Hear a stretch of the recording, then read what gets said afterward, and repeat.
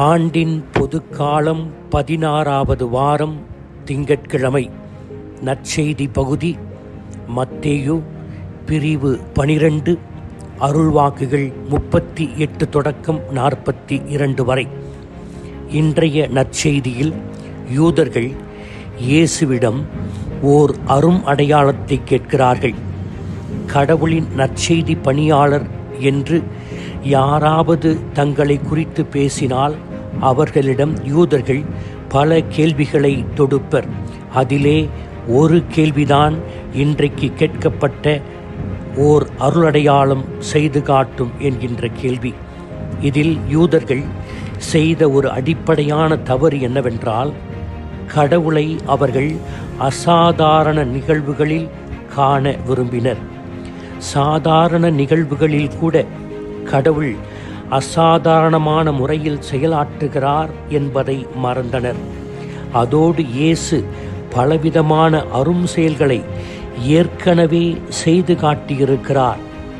அவநம்பிக்கையிலிருந்து மனமாற்றம் பெற்று நம்பத் தவறுகின்றவனுக்கு 1000 அருளடையாளங்களையும் அரும் அடையாளங்களையும் செய்தாலும் 1001வது ஒன்றை செய்து காண்பியுங்கள் என்று கேட்டு எண்ணிக்கை நீண்டு கொண்டு போகுமே ஒழிய நம்பிக்கை ஒரு அடியும் அவர்களிடம் கூடாது. உள்ளத்தில் அவர்களுக்கு நம்பிக்கை என்றுமே தோன்றாது. அருங்குறிகளில் ஆசைப்பட்ட யூதர்கள் சாதாரண மனித வாழ்வில் கடவுள் நம்மை அசாதாரண முறையில் வழிநடத்துகிறார் என்பதை கவனிக்க தவறினர்.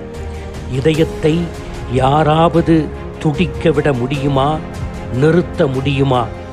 இதயம் 24 மணி நேரமும் நாம் சாகின்ற வரை ஓய்வெடுக்காமல் துடிக்கிறதே, இது கடவுளின் அரிய பெரிய செயல்தானே.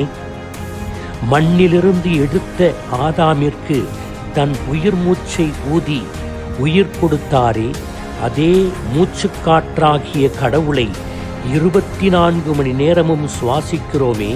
மூச்சுக்காற்றின் வழியாக கடவுளின் பிரசன்னம் நம்மோடு இருக்கிறது என்பது ஒரு அரும் அடையாளம்தானே.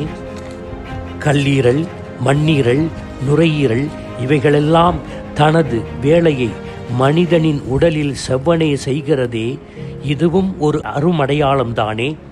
எனவே இயேசு யூதர்களை பார்த்து தீய விபச்சார தலைமுறையினர் என்று அழைக்கிறார். இங்கு விபச்சாரம் என்ற வார்த்தைக்கு நாம் பிரமாணிக்கமின்மை அல்லது நம்பிக்கையின்மை என்று பொருள் கொள்ள வேண்டும். பழைய ஏற்பாட்டில் கடவுளுக்கும் இஸ்ரேல் மக்களுக்கும் இடையே உள்ள உறவை கணவன் மனைவி உறவாகத்தான் இறைவாக்கினர்கள் சித்தரித்தார்கள். வேற்று தெய்வங்களை அவர்கள் தேடி ஓடி அன்பு செய்தபோது அவர்கள் பிரமாணிக்கமில்லாதவர்களாக யாவே கடவுள் என்கின்ற கணவனை அவர்கள் விட்டுவிட்டு சென்றதாக குறிப்பிடுகிறார்கள். யோனா இன்றைய நற்செய்தியில் கடவுளின் அடையாளமாக, யோனாவின் வார்த்தைகள் கடவுளின் செய்தியாக அருளப்படுகிறது. நானே கடவுளின் அடையாளம் என்று அவர்கள் தன்னை நம்ப தவறிவிட்டார்கள் என்று யூதர்களை பார்த்து இயேசு சொல்லுகிறார். யோனாவில் கடவுளின் எச்சரிக்கையை நினைவே மக்கள் அங்கீகரித்தனர். சாலமோனில் சேபா நாட்டு அரசி கடவுளின் ஞானத்தை அங்கீகரித்தார். எனவே கடவுளின் ஞானம் இயேசு, கடவுளுடைய மிகப்பெரிய அடையாளம் இயேசு. இதனை நம்பத் தவறினார்கள் யூதர்கள். Cardinal Francis Xavier Newman a road to hope, a gospel from prison என்ற நூலில் இவ்வாறு மனமாற்றத்தை பற்றி குறிப்பிடுகிறார். புதுப்பித்தலில் எவ்வளவு காலம் ஈடுபட வேண்டும்? தொடர்ந்து இடைவிடாமல் ஈடுபட வேண்டும் என்று கூறுகிறார். நாம் மீண்டும் தொடங்க வேண்டும் என்கின்ற அவசியம் எப்போதும், எந்த நிலையிலும், எந்த வயதிலும் ஏற்படலாம். மனமாற்றமே நமது இலக்காக எப்போதும் இருக்க வேண்டும்.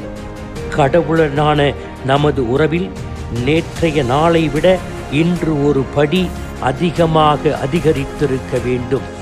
அப்படி ஒருவேளை நாம் கடவுளின் உறவில் நேற்றைய நிலையிலிருந்து இன்று ஒரு அடி கூட நகராமல் அசையாமல் இருந்தால் பழைய பழக்க வழக்கங்களுக்கு நாம் சரிய தொடங்குவோம், பாவ நிலையில் இருப்போம், நம்பத்தகாதவர்களாக மாறுவோம். மாற்றம் மனமாற்றத்தில் வெளிப்பட வேண்டும்.